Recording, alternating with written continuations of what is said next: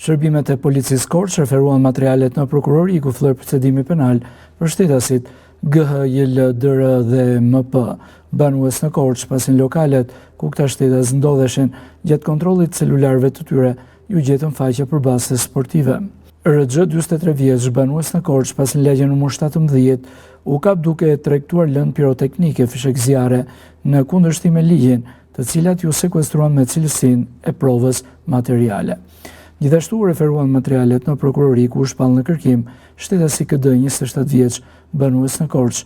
Në ligjen nr. 12, në ambientin e një lokali dyshohet se ky shtetas ka goditur për motive të dobta.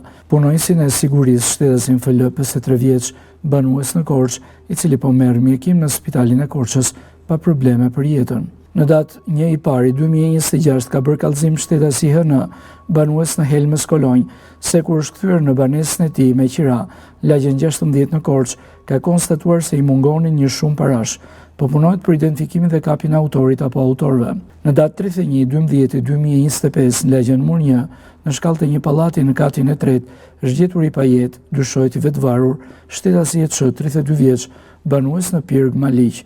Nga kthyrja e trupit të 32 vjeçarit nuk janë konstatuar shenja dhune.